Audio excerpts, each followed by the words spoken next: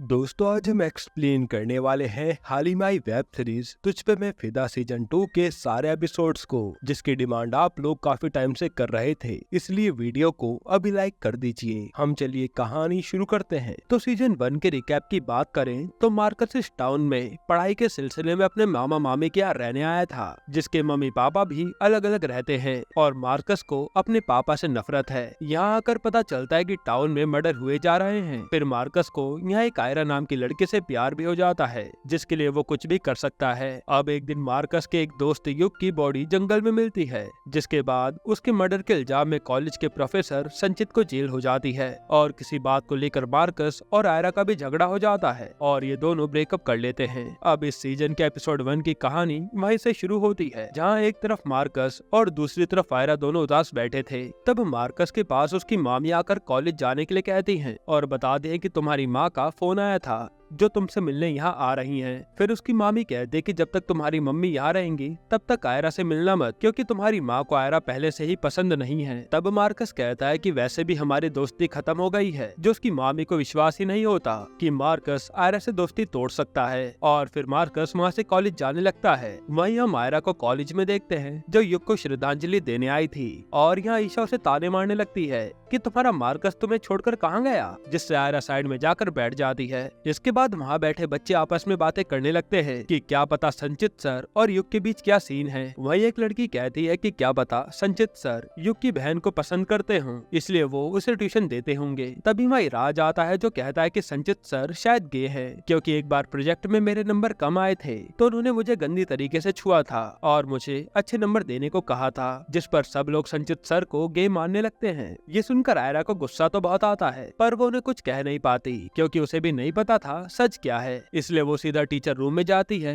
और संचित सर की डेस्क चेक करने लगती है, जहाँ उसे इराज का प्रोजेक्ट मिलता है और उसमें पहले से इराज के अच्छे मार्क्स थे, यानी वो ये सब बातें झूठ कह रहा था। तब आयरा सीधा इराज से जाकर बहस करने लगती है कि तुमने झूठ क्यों बोला। तो इराज आयरा को ही सुना देता है कि तुम्हारी फैमिली भी तो मर्डर्स की फैमिली है, जो तुम्हारे नाना के अंडर 300 वर्कर्स मारे गए थे और तुम तो कातलों की साइड लोगी ही। यह कहकर वो वहाँ से चले जाता है। तभी वहाँ पर बॉल वाली मशीन किसी से गलती से चालू हो गई थी, जिसके कारण आयरा पर बॉल लगने लगती है और वही कोच मार्कस को समझा रहे थे कि अपनी परफॉर्मेंस पर ध्यान दो, क्योंकि नेशनल सेलेक्टर बोर्ड वाले जल्दी मैच देखने आएंगे तो तुम्हें अच्छा परफॉर्म करना होगा। पर मार्कस का ध्यान तो सिर्फ आयरा पर था, जिसे बॉल से चोट लगी जा रही थी और वहाँ खड़े बच्चे उस पर हंस रहे थे। तब किसी तरह आयरा खुद बचकर निकल जाती है और फिर मार्कस वहाँ प्रैक्टिस करने लगता है। तब हम देखते हैं कि मार्कस भी चुपचाप खड़े होकर बॉल से चोट खा रहा है, जैसे आयरा के लगी थी। इस तरह से वो खुद को तकलीफ दे रहा था और ये बात आयरा भी नोटिस कर लेती है। तब मार्कस के कोच उसे ठीक तरह से प्रैक्टिस करने को कहते हैं और जब वीर मार्कस के पास आ रहा होता है तब निर्वाण उसे गिरा देता है। असल में वो चाहता ही नहीं था कि उसके ग्रुप का कोई भी मेंबर मार्कस से बात करे।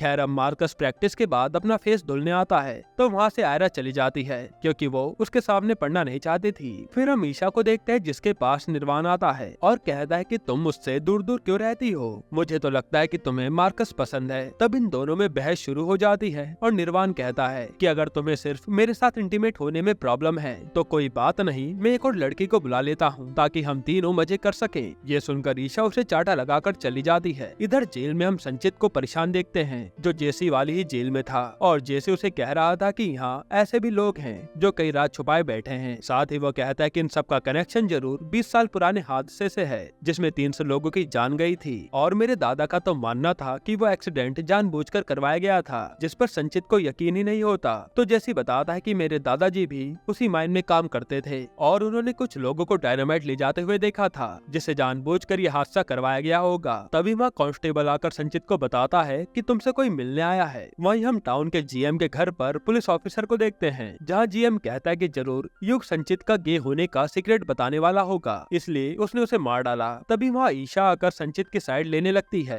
कि गे होना कोई जुर्म नहीं है और उसकी अपने पापा से ही बहस हो जाती है। इधर संचित जाकर देखता है तो आयरा उससे मिलने आई थी, जहाँ वो संचित को कॉलेज में चल रही सारी बातों के बारे में बताती है और फिर सच पूछती है। तब संचित बताता है कि युग का एक विजन था कि भूत प्रेत की स्टोरीज जो लोगों को पसंद है, उसी के बेस पर युग पुरानी माइंस के पास हॉरर कैंप ऑर्गेनाइज कराने का प्लान कर रहा था, ताकि वो इसके जरिए काफी पैसे कमा पाए। ऐसे करके युग ने ऐप भी डेवलपमेंट का काम चालू करवा दिया, ताकि लोग दूर दूर से इस कैंप की बुकिंग करवा पाए। और फिर कुछ ही दिनों दोनों में युग को एक इन्वेस्टर भी मिला और इन सब कामों में ही संचित उसकी मदद कर रहा था। साथ ही संचित बताता है कि इन्वेस्टर के पास जाते समय युग के जूते फटे हुए थे, इसलिए मैंने उसे अपने जूते दिए थे, जिसके बाद वो जूते उसने ही रख लिए। पर ये केस सामने आने के बाद मैंने डर के मारे वो जूते ही जला दिए, कहीं मैं फंस न जाऊं। लेकिन वो युग सच में काफी जीनियस लड़का था। तब आयरा पूछती है कि इन्वेस्टर का कांटेक्ट हो तो आप मुझे दे दीजिए, शायद उसके जरिए हम आपको बाहर निकलवा पाएं। पर संचित कहता है कि वो सब तो युग के पास ही था। तभी हम कांस्टेबल को देखते हैं जो बाहर खड़ा ये बातें सुन रहा था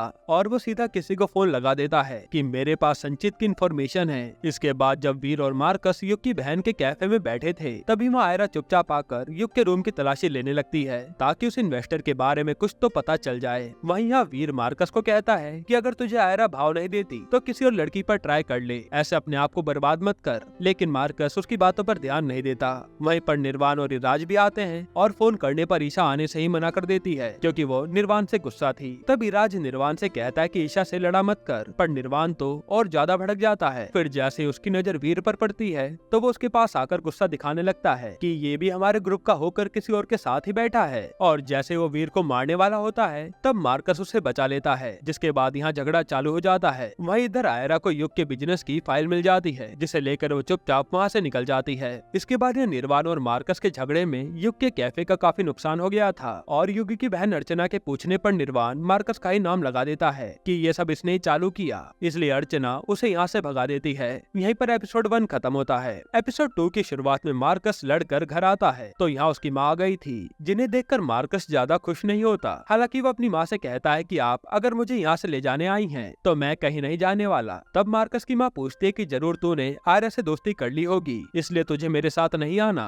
पर मार्कस कहता है कि ऐसा कुछ भी नहीं है, मेरी तो उससे बात भी नहीं होती। यहाँ मेरा क्रिकेट पढ़ाई सब कुछ है, इसलिए मुझे पढ़ने दीजिए। और उसकी माँ कहते है कि ठीक है, उस आयरा से बात करना भी मत, क्योंकि आयरा की माँ को मैं बहुत अच्छे से जानती हूँ कि वो कितनी खतरनाक है। इधर हम निर्वाण के पापा और ईशा के पापा को साथ में देखते हैं, जहाँ ये दोनों अपने बिजनेस की बातें कर रहे थे। वहीं जब निर्वाण की चोट के निशान पर इराज बर्फ लगाने लगता है तो निर्वाण भड़क जाता है कि तू भी गे बन गया क्या, जो ऐसी हरकतें कर रहा है। जिस पर ईशा उसे सुनाने लगती है कि तुम्हें ऐसे लोगों से प्रॉब्लम क्या है जो इनका मजाक बनाते रहते हो, और वो निर्वाण को पूल में धक्का देकर चली जाती है। इधर घर पर जब आयरा आती है तो उसकी माँ आज बच्चों की तरह खेल रही थी, जिसके साथ आयरा भी खेलने लगती है क्योंकि उसकी माँ की दिमागी हालत ठीक नहीं हो रही थी। फिर आयरा वहाँ बैठी अम्मा से कहती है कि मुझे संचित सर को छुड़ाना ही पड़ेगा, क्योंकि उन्हें मम्मी के बारे में सब कुछ पता है। इसके बावजूद उन्होंने उनके पागलपन का मजाक नहीं उड़ाया और वो अच्छे आदमी हैं। तब उसकी अम्मा कहते हैं कि इसमें मार्कस की मदद ले लो, पर आयरा मना कर देती है कि वो नहीं, क्योंकि उसे मेरे अलावा कुछ भी नजर नहीं आता। फिर अगले दिन हम मार्कस को देखते हैं जो प्रैक्टिस कर रहा था, लेकिन आज उससे बैटिंग नहीं हो पाती, जिस पर निर्वाण उसका मजाक बनाता है। तब मार्कस अगली बॉल पर गुस्से में शॉट लगा देता है, जिससे लाइब्रेरी की विंडो टूट जाती है। अब रूल ये था कि लाइब्रेरी में जो बॉल मारेगा वही लेकर आएगा, क्योंकि टीचर से डांट पड़ती है, इसलिए मार्कस बॉल लेने जाता है। तब यहाँ लाइब्रेरियन पहले तो उसे खूब डांटती है और फिर बॉल लेने भेज देती है। तभी मार्कस देखता है कि बॉल तो आयरा के पास पड़ी है, जो चोरी चोरी चॉकलेट खा रही थी, क्योंकि लाइब्रेरी में कुछ भी खाना मना था। तब मार्कस जैसे ही बॉल लेने आता है तो आयरा से चॉकलेट उसकी बुक पर गिर जाती है और मार्कस देखता है कि ये तो युग की फाइल पढ़ रही है। तब वो समझ जाता है कि आयरा जरूर संचित सर को बचाने की कोशिश कर रही है, इसलिए वो उसे कहता है कि संचित नहीं कुछ किया है, वरना वो अपना जूता क्यों जलाता। और यहाँ इन दोनों में इसी बात पर बहस होने लगती है और लाइब्रेरियन देखने आ जाती है कि बात कौन कर रहा है। तब उसे आता देख आयरा जल्दी से बुक छुपाने आती है और मार्कस की शर्ट में चॉकलेट के हाथ पहुँच देती है ताकि वो पकड़ी न जाए। हालांकि उसी समय लाइब्रेरियन आ जाती है और वो इन दोनों को साथ में देखकर डांट देती है, जिसके बाद ये दोनों चले जाते हैं। फिर जैसे ये दोनों बाहर आते हैं तो इन्हें बात करता हुआ मार्कस की माँ देख लेती है, जो मार्कस से मिलने आई थी, और वो मार्कस को सुनाने लगती है कि तुमने झूठ क्यों बोला। तब मार्कस अपनी माँ को समझाता है कि वो बस मेरी क्लासमेट है और कुछ नहीं, और वो गुस्से में चले जाता है। तब मार्कस की माँ आयरा के पास आती है और बताती है कि मेरा नाम एल्सी है और मैं मार्कस की माँ हूँ। फिर वो पूछते कि तुम तारा की बेटी हो ना, तुम्हें पता है तुम्हारी माँ ने मुझे बचपन में कितना बुली किया था, जिसे मैं आज तक नहीं भूली हूँ। और वो आयरा को ही सुनाकर चली जाती है। इसके बाद हम ईशा को एक रूम में आता हुआ देखते हैं, जहाँ निर्वाण एक लड़की के साथ आता है और वो बताता है कि आज हम तीनों इंटीमेट इंटीमेट होंगे ताकि तुम्हें कोई दिक्कत ना हो। साथ ही वो कहता है कि मैं समझ गया हूँ कि तुम्हें लड़कियों में इंटरेस्ट है, इसलिए अब हम इसके जरिए इंटीमेट हुआ करेंगे। तब ये देखकर ईशा निर्वाण के चाटा लगाकर चली जाती है। इसके बाद जब आयरा उदास होकर घर जा रही थी तब उसे एक जगह पर ईशा रोते हुए दिखती है, तो आयरा उसे संभालती है और उसकी वजह पूछती है। तब ईशा उसे पास्ट की एक बात याद दिलाती है और हमें पता चलता है कि पहले ईशा और आयरा फ्रेंड थे और ईशा आयरा को पसंद करने लगी थी, जिसके लिए आयरा के मन में कुछ भी नहीं था, इसलिए उसने मना कर दिया था। तभी से ईशा के मन में आयरा के लिए गुस्सा भर गया और वो उसे हर जगह जलील करने लगी और उसने लोगों को दिखाने के लिए निर्वाण को अपना बॉयफ्रेंड बनाया था, लेकिन वो कभी उसके साथ इंटीमेट नहीं हो पाई क्योंकि वो तो हमेशा से आयरा को पसंद करती थी। तब ईशा कहती कि मैं क्या हूँ, मैं अपनी असलियत किसी को भी नहीं बता सकती, इसलिए मैं परेशान हूँ। ये सुनकर आयरा उसे गले लगा लेती है और हम एक वर्कर को वही देखते हैं जो आयरा पर नजर रखे हुए था। फिर वो वर्कर किसी को कॉल करके कहता है कि वो लड़की मेरे ही सामने है। यहीं पर एपिसोड 2 खत्म होता है। एपिसोड 3 की शुरुआत में आयरा सीधा इराज की माँ के पास आती है और हमें पता चलता है कि आयरा की माँ को कई बड़े बड़े डॉक्टर सही करने की कोशिश कर चुके हैं, पर आयरा की माँ तारा पर इसका कोई फायदा नहीं हुआ। इसलिए इराज की माँ जंगल की जड़ी बूटियों से जो दवाई बनाती है उसी के जरिए तारा थोड़ा कंट्रोल में रह पाती है। हालांकि ये बातें इराज को क्या किसी को भी नहीं पता। फिर आयरा दवाइयाँ लेकर वहाँ से जाने लगती है और उससे हाथ लगकर कुछ चीजें नीचे बोर्ड पर गिर जाती हैं। तब इराज की माँ उन गिरी हुई चीजों को देखकर कहती है कि ये एक तरह का साइन है जो बता रहा है कि रास्ता कठिन है और तुम ही अंधेरे में रोशनी हो, लेकिन तुम्हें कुछ लोगों से बचकर रहना पड़ेगा जो तुम्हारे पीछे पड़ेंगे। जो बात आयरा को थोड़ी बहुत समझ आती है और वो चली जाती है। फिर जैसे आयरा बाहर आती है तो उससे मार्कस टकरा जाता है जो इराज की माँ के लिए कुछ खाने के लिए लेकर आया था और वो आकर इराज की माँ को दे देता है। तब इराज की माँ कहती है कि मुझे पता है कि तुम इसके बहाने बाहर घूमने निकले हो और यहाँ मार्कस उनसे बातें करने लगता है। फिर वो पूछता है कि आयरा क्यों आई थी, पर इराज की माँ उसे कुछ भी नहीं बताती और कहते कि तुम्हारी लव स्टोरी कैसी चल रही है। तब राज मना कर देता है कि हमारा तो ब्रेकअप हो गया, जिस पर वो कहते कि इस समय तुम्हें उसी के साथ रहना चाहिए क्योंकि खतरा कभी भी बढ़ सकता है। जो सुनकर मार्कस को कुछ भी समझ नहीं आता कि कैसा खतरा। खैर अब अगले दिन आयरा जमशेदपुर की बस में चढ़ जाती है क्योंकि उसे युग के इन्वेस्टर से मिलना था। तब उसी बस में मार्कस भी आकर बैठ जाता है जो ऐसे दिखाता है कि वो तो गलती से सेम बस में आ गया। हालांकि यहाँ ये दोनों ज्यादा बातें नहीं करते। इधर हम देखते कि निर्वाण को बोर्ड पर मार्कस का पोस्टर दिखता है और पता चलता है कि मार्कस को कॉलेज टीम का कैप्टन बना दिया गया है। जो बात निर्वाण को अच्छी नहीं लगती, इसलिए वो सीधा ईशा के पास पहुंच जाता है कि तुमने अपने पापा से कहकर उसे कैप्टन बनवाया होगा, लेकिन ईशा उसकी बातों पर ध्यान ही नहीं देती क्योंकि इनका ब्रेकअप हो गया था। फिर जैसे ये बात वीर को पता चलती है कि मार्कस कैप्टन बन गया है तो वो उसे बताने के लिए कॉल करता है, पर मार्कस का कॉल ही नहीं लगता। इसके बाद हम आयरा को उस इन्वेस्टर के ऑफिस में देखते हैं जहां आयरा बताती है कि उसकी अपॉइंटमेंट थी, पर वहाँ की एम्प्लॉय कहती है कि सर तो आउट ऑफ स्टेशन गए हैं जो अब पता नहीं कब लौटेंगे। ये सुनकर आयरा निराश होकर जाने लगती है। तभी वो दो लड़कियों को बात करता हुआ सुनती है कि बॉस ने कैबिन में बुलाया है, पता नहीं क्या काम आ गया। इससे आयरा को शक हो जाता है कि वो इन्वेस्टर मुझसे मिलने से मना क्यों कर रहा है। तब आयरा बाहर आकर सोचने लगती है कि मैं उनसे कैसे मिलूं और उसे खिड़की से चढ़ने का आइडिया आता है, इसलिए वो सीधा एक दुकान पर जाकर रस्सी खरीद लाती है। वहीं हम मार्कस को भी देखते जो अपना हुलिया बदल कर आयरा पर नजर रख रहा था। इसके बाद आयरा रस्सी की मदद से उनके ऑफिस में घुस जाती है और फिर वहाँ से सीधा उस इन्वेस्टर चुक के पास आ जाती है। फिर वो उस आदमी से पूछती है कि आपने झूठ क्यों बुलवाया कि आप आउट ऑफ स्टेशन गए हैं, जिस पर वो आदमी बहाने बनाने लगता है। फिर आयरा कहते कि आप बस मेरे साथ कॉल टाउन चलकर पुलिस को बता दो कि युग के बिजनेस में आप इन्वेस्ट करने वाले थे जिसमें संचित सर भी शामिल थे, इससे वो बच जाएंगे। तब वो आदमी कहता है कि ठीक है, तुम यहीं पर वेट करो, मैं काम निपटा कर आता हूँ, फिर साथ में चलते हैं। जिस पर आयरा वेट करने लगती है और चुक बाहर आकर अपने कैबिन का डोर लॉक कर देता है। फिर वो अपने सारे एम्प्लॉय को हाफ डे दे देता है, यानी ये भी उन्हीं खूनी से मिला हुआ है। इसके बाद वो सीधा किसी को फोन करता है कि वो लड़की मेरे ऑफिस तक आ गई है, अब तुम आकर देख लो क्या करना है, मैं यहाँ से जा रहा हूँ। अब यहाँ आयरा को बैठे बैठे बहुत देर हो जाती है तो वो बाहर जाने लगती है, लेकिन दरवाजा ही नहीं खुलता जिससे वो परेशान हो जाती है। वहीं हम ऑफिस में देखते हैं कि कोई आदमी आ चुका है आयरा को मारने के लिए। तब वो आते ही आयरा को मारने लगता है और उसे बचाने के लिए मार्कस पहुंच जाता है। तब यहाँ ये दोनों मिलकर उस आदमी को खूब मारते हैं और हम देखते हैं कि ये सब ऑफिस के कैमरे में रिकॉर्ड हो रहा है। जिसके बाद ये दोनों बचकर वहाँ से निकल जाते हैं।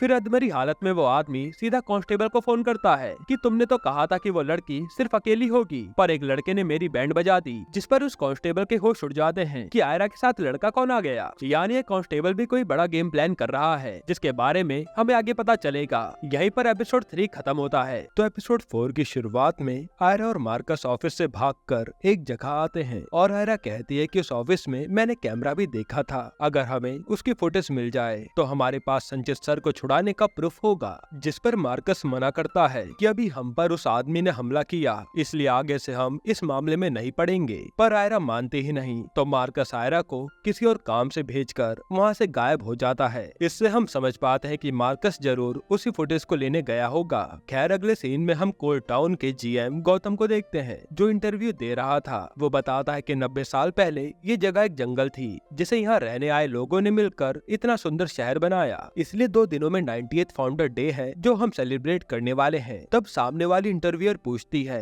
कि अगर 21 साल पहले जैसे माइंस कोलैप्स हुई थी वैसे ही हादसा दोबारा हो गया तो, जिस पर गौतम बात संभाल लेता है कि मेरे रहते हुए ऐसा कुछ भी नहीं होगा। और हमें पता चलता है कि जिस रात यहाँ माइंस कोलैप्स हुई थी उस रात गौतम भी माइंस की ड्यूटी कर रहा था। यानी माइंस के पीछे कोई गहरा राज छुपा है, जिसके बारे में कोई बात करना नहीं चाहता। अब यहाँ जब आयरा स्टेशन पर बैठी थी घर आने के लिए, तभी वहाँ मार्कस आता है और वो आयरा से फ्लर्ट करने लगता है। जब आयरा उससे पूछती है कि तुम कहाँ गए थे, तो मार्कस उसे कुछ भी नहीं बताता। हालांकि यहाँ ये दोनों फिर से करीब आ जाते हैं, क्योंकि आयरा भी मार्कस के प्यार को समझ गई थी। इधर हम ईशा को देखते हैं जो आजकल उदास रहती थी। तब इराज उसे खुश रहने को कहता है और उससे समझाता भी है कि मुझे पता है तुम आयरा के कारण उदास हो, पर सब ठीक हो जाएगा। यहाँ आज गौतम माइंस के पास से ऑफिस जा रहा होता है, तभी उस पर कोई हमला कर देता है, लेकिन गौतम किसी तरह अपने आप को बचा लेता है और उसके वर्कर्स उस आदमी को पुलिस के पास ले जाने लगते हैं। इसके बाद रात को आयरा जैसे ही कोल्ड टाउन आती है तो वो सीधा थाने इंस्पेक्टर दिव्या से मिलने जाती है,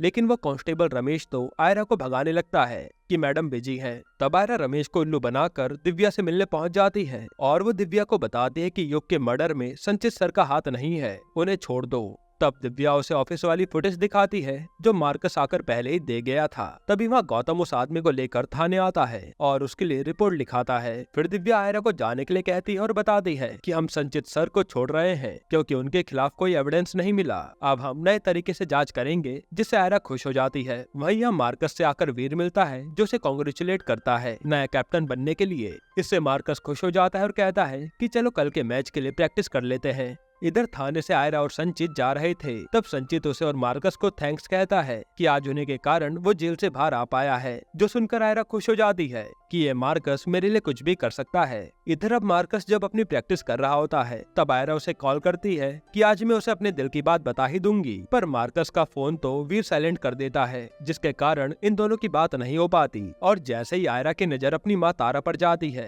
तो वो टेंशन में आ जाती है कि ये घर से बाहर नहीं निकलनी चाहिए, इन पर हमें और निगरानी रखनी होगी। इसके बाद हम एक आदमी को माइंस में काम करते हुए देखते हैं, जिस पर किसी का फोन आता है कि एक लड़की हमारे हाथ से निकलकर पुलिस तक पहुंच गई, उसे खत्म करना है। यानी ये लोग आयरा की बात कर रहे हैं, जिसकी जान को अब खतरा है। यहीं पर एपिसोड 4 खत्म होता है। एपिसोड 5 की शुरुआत में मार्कस की मामी उसके पैर में मरहम पट्टी कर रही थी, क्योंकि कल की फाइट में मार्कस की चोट लगी थी जो उसने आयरा को नहीं बताया। तभी वहाँ मार्कस की माँ आती है जो मार्कस से कहती है कि आज तुम्हारा मैच में अच्छा परफॉर्म करना बेहद जरूरी है, क्योंकि आज सेलेक्टर आएंगे और तुम तो उस लड़की के पीछे पागल हुए जा रहे हो। तब मार्कस आज अच्छे से खेलने का वादा करता है। इसके बाद हम ईशा को आज अच्छे मूड में देखते हैं, जो लाइव आकर आज के मैच के बारे में बता रही थी। तभी वहाँ निर्वाण पहुंचकर ईशा का मजाक बना देता है, जैसे वो सबको बता रहा हो कि ईशा को लड़कियां पसंद है। इस बात से ईशा को बहुत गुस्सा आता है और वो वहाँ से चली जाती है। इधर आज मिस्टर कटियाल नाम का आदमी जो नेशनल सेलेक्टर बोर्ड से आया हुआ था, वो सबसे मिलता है। वह ईशा को मनाने राज आता है कि तुम निर्वाण की बातों का बुरा मत माना करो।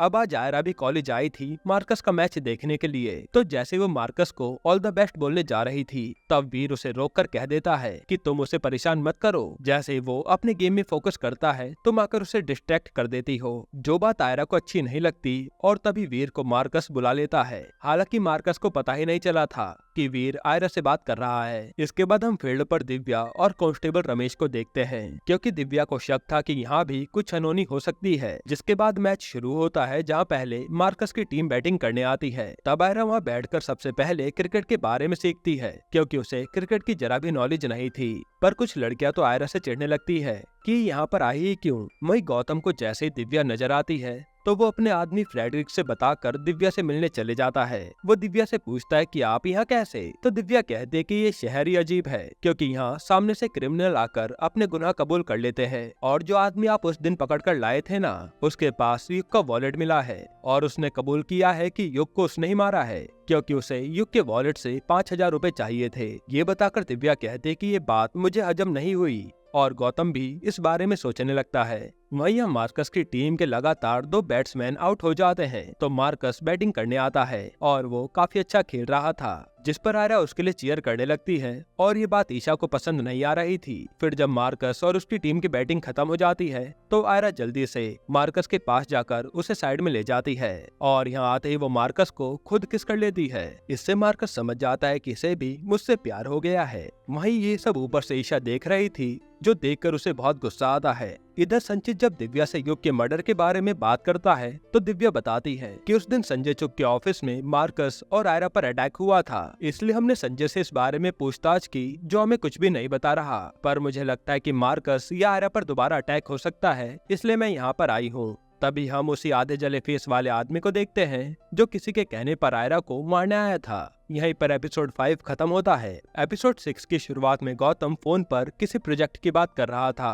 कि अब उस धीरज का बेटा निर्वाण यहाँ की टीम का कैप्टन नहीं है, इसलिए अब उनसे हमारा कोई लेना देना नहीं होगा। जो बात निर्वाण सुन लेता है। हालांकि इसके बाद मैच शुरू होता है और आज मार्कस कैप्टन होने के नाते निर्वाण को पहले बॉलिंग करने को कहता है, जिससे निर्वाण को काफी अच्छा लगता है, क्योंकि उसे तो लगा था कि मार्कस उससे दुश्मनी के चक्कर में मौका ही नहीं देगा। जिसके बाद ये लोग काफी अच्छी बॉलिंग करते हैं और आयरा बार बार मार्कस को चीयर कर रही थी, जो देखकर मार्कस को काफी अच्छा लगता है। वहीं हम उस आदमी को आयरा के पास आता देखते हैं, जो कभी भी आयरा को मार सकता था। तभी दिव्या की नजर उस आदमी पर पड़ती है और वो आयरा की ओर आने लगती है। अब इसी बीच ईशा आयरा के पास आती है और उसे कहती है कि तुम लोगों को परेशान कर रही हो, इसलिए तुम चली जाओ। साथ ही वो आयरा और मार्कस की किसके बारे में भी सबको बता देती है, लेकिन फिर भी आयरा मना करती है कि मैं यहाँ से नहीं जाने वाली, चाहे तुम कुछ भी कर लो। जिससे इनके बीच ही लड़ाई शुरू हो जाती है। तब लड़ाई को शांत कराने दिव्या आती है और पुलिस वाले को देखकर वो आदमी चुपचाप निकल लेता है। जिसके बाद आयरा वहाँ से घर भाग जाती है। तभी वहाँ गौतम आता है और दिव्या बताती है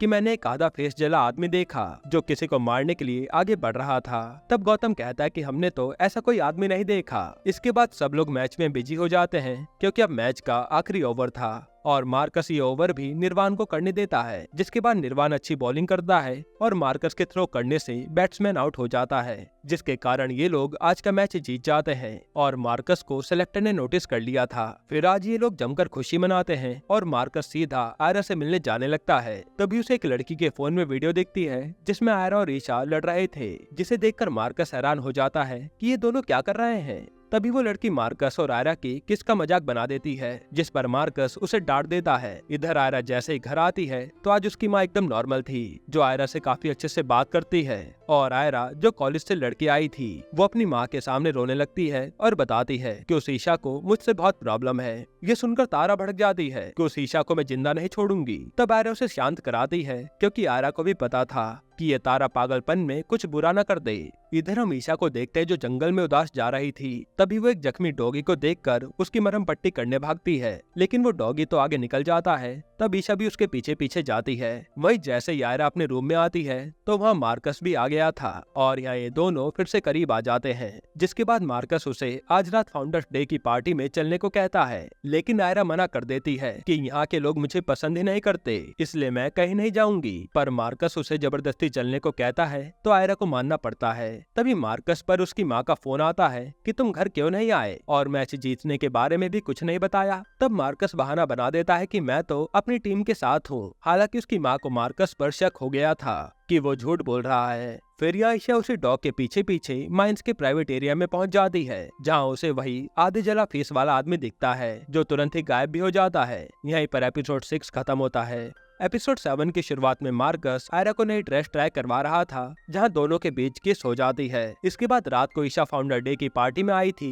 जहां वो उदास थी। तभी उसकी छोटी बहन नायसा आती है और ईशा ऐसे बिहेव करती है कि जैसे वो बहुत खुश हो। हालांकि नायसा समझ जाती है कि कुछ तो गड़बड़ है, इसलिए वो उसे समझाती है कि आपको अपने इमोशन सबको बता देने चाहिए, कब तक घुट घुट कर रहोगे। पर ईशा वहाँ से पार्टी में चली जाती है। वहीं हम धीरज और गौतम को देखते हैं जहाँ गौतम धीरज से अपनी डील तोड़ रहा था क्योंकि उसे पता चला कि निर्वाण ने ईशा से लड़ाई करने की कोशिश करी। तब धीरज अपने बेटे की तरफ से माफी मांगता है कि ये डील मत तोड़ो। तब निर्वाण भी कहता है कि मैं ईशा से माफी मांग लूंगा। जिसके बाद वहाँ ईशा आती है और गौतम निर्वाण को माफी मांगने के लिए कहता है। फिर वो ईशा से कहता है कि अब ये लड़ाई बंद करो और मेरी इज्जत है समाज में, इसलिए निर्वाण के साथ ही घूमो। जिसके बाद गौतम भी धीरज से डील नहीं तोड़ता। इधर हम मार्कस और आयरा को पार्टी में देखते हैं जहाँ आने से आयरा काफी ज्यादा डरी हुई थी। खैर अब यह मौका देखकर निर्वाण अपने कुछ दोस्तों के साथ मास्क पहनता है और कोई प्लान बनाने लगता है। तभी हम देखते हैं कि एक मास्क वही आधे जला हुआ फेस वाला आदमी भी चुरा लेता है जो शायद अब अंदर आकर कुछ कांड करेगा।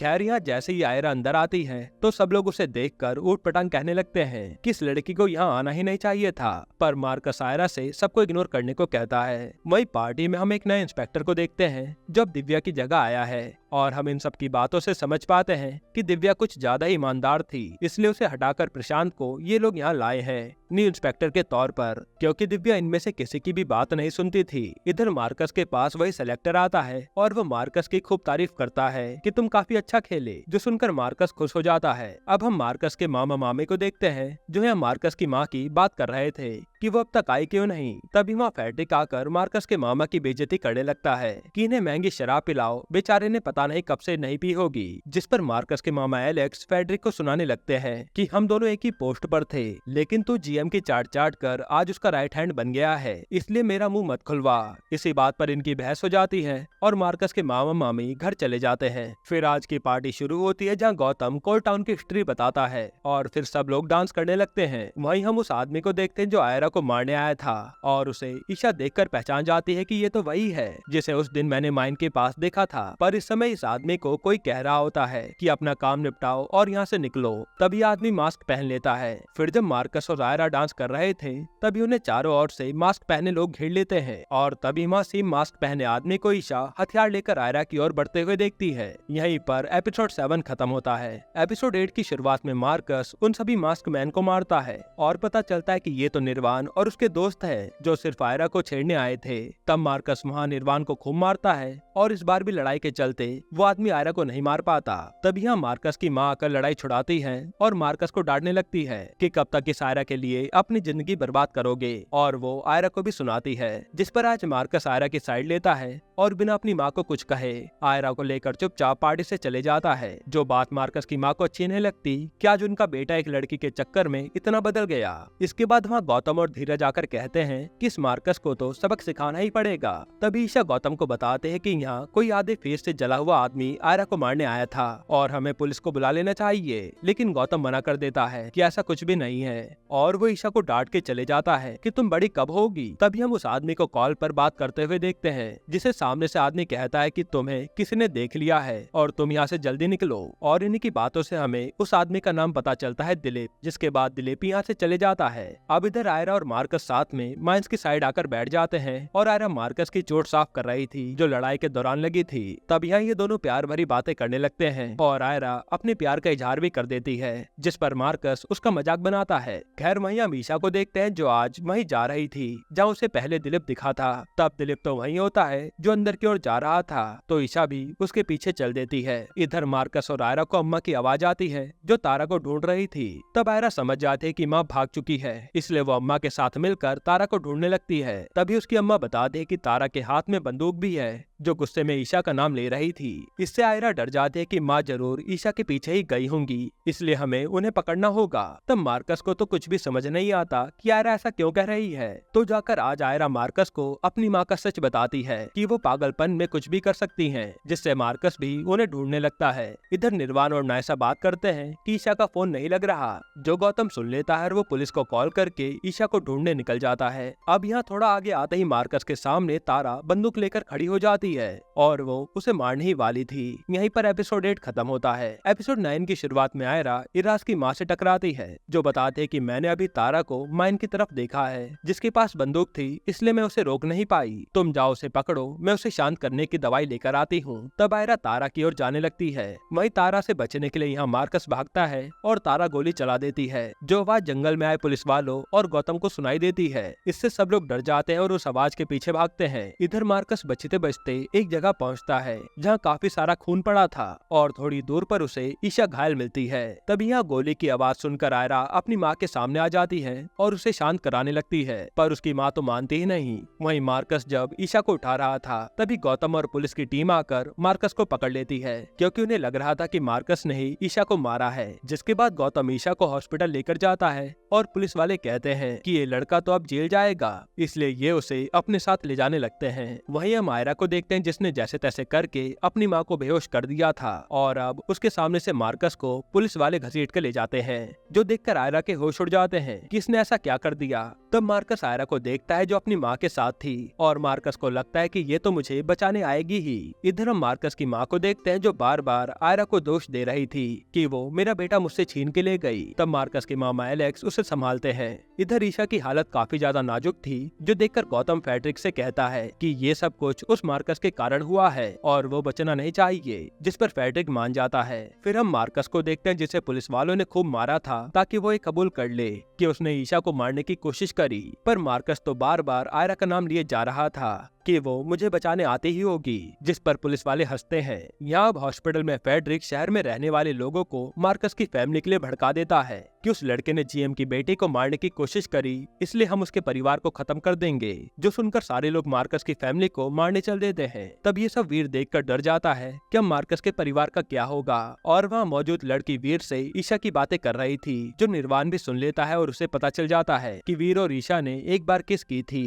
तब निर्वाण कहता है कि मुझे अब इससे कोई फर्क ही नहीं पड़ता। इसके बाद वीर यहाँ से बहाना बनाकर मार्कस के घर निकल देता है। इधर हम आयरा की माँ को देखते हैं, जिसे पागलपन के दौरे आ रहे थे और वो उटपटांग हरकतें करने लगती है। तब आयरा उसे शांत कराती है। वहीं कांस्टेबल रमेश बार बार मार्कस को टॉर्चर किए जा रहा था कि तू अब तो सच बोल दे, पर मार्कस तो कुछ भी नहीं बताता। फिर रमेश बाहर आकर किसी को कॉल पर बताता है कि ये लड़का तो मान ही नहीं रहा कि इसने ईशा पर अटैक किया था, जिस पर सामने वाला कहता है कि ईशा पर अटैक का इल्जाम मार्कस पर ही आना चाहिए और वो दिलीप यहाँ से भाग गया है, उसका नाम गलती से भी इस केस में ना आ जाए, यानी कि जरूर ईशा को दिलीप ने ही मारा होगा। फिर हमें एक सच और रिवील होता है कि दिलीप को आयरा की सुपारी देने वाला कोई और नहीं बल्कि गौतम का साथी फेड्रिक था। अब वो ऐसा क्यों कर रहा है वो हमें बाद में पता चलेगा। यहीं पर एपिसोड 9 खत्म होता है। एपिसोड 10 की शुरुआत में मार्कस के मामा अपने सारे पहचान के लोगों को फोन मिलाकर मार्कस को छुड़ाने के लिए कहते हैं, पर उनकी कोई मदद नहीं करता। तभी उनके पास वीर आता है, जो बताता है कि आप सबकी जान खतरे में है, यहाँ से निकल जाइए। उतनी देर में शहर के लोग मार्कस की फैमिली का घर जलाने आ जाते हैं, तो ये लोग पीछे के दरवाजे से भागते हैं। वहीं हम मार्कस की मामी को थाने में देखते हैं, जो मार्कस को छुड़ाने के लिए वकील लाई थी, लेकिन पुलिस वाला तो उसे भी मार्कस से मिलने तक नहीं देता।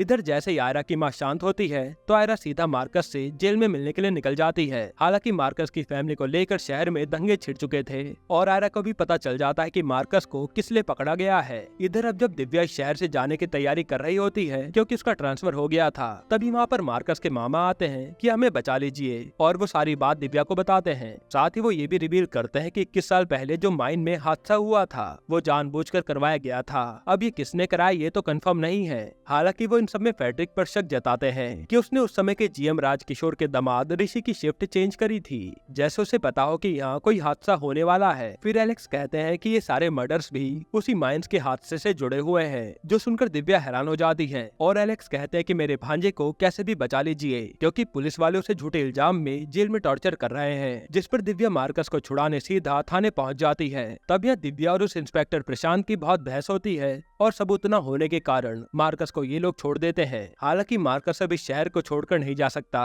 इसके बाद मार्कस बुरी हालत में जेल से बाहर आता है, जो देखकर उसकी मामी के होश उड़ जाते हैं। लेकिन तभी मार्कस वहाँ से सीधा आयरा के घर की ओर भागता है, तो आयरा उसे रास्ते में ही मिल जाती है, जो उसी के पास आ रही थी। तब मार्कस आयरा से कहता है कि मैंने तुम्हारा कितना इंतजार किया कि तुम मुझे छुड़ाने आओगी और पुलिस को सच बताओगी कि मैं उस समय तुम्हारे साथ था, पर तुम तो आई ही नहीं। जिस पर आयरा उसे अपनी माँ के बारे में बताती है कि मैं तो उन्हें संभाल रही थी। साथ ही वो पूछती है कि तुमने मेरी माँ के पागलपन के बारे में पुलिस को तो नहीं बताया। जिस पर मार्कस कहता है कि नहीं, लेकिन मुझे यकीन है कि तुम्हारी माँ ने ही ईशा को मारा होगा। जो सुनकर आयरा विश्वास ही नहीं करती और मार्कस कहता है कि जब मुझे तुम्हारी सबसे ज्यादा जरूरत थी तो तुम आई ही नहीं, इसलिए अब मुझे तुम्हारा साथ नहीं चाहिए। और वो आज आयरा से हमेशा के लिए ब्रेकअप कर लेता है और आयरा फूट फूट कर रोने लगती है। जिसके बाद ये सीजन 2 यहीं पर खत्म होता है। अब दोस्तों इसके सीजन 3 में हमें फेडरिक और गौतम के राज पता चलेंगे, जो कि देखने लायक होगा। हालांकि सीजन 3 कब आएगा इसका पता अभी तक नहीं चला है। बाकी आपको ये सीजन कैसा लगा हमें कमेंट में बताना। और अगर आपको हाल ही में एक कमाल की वेब सीरीज देखनी है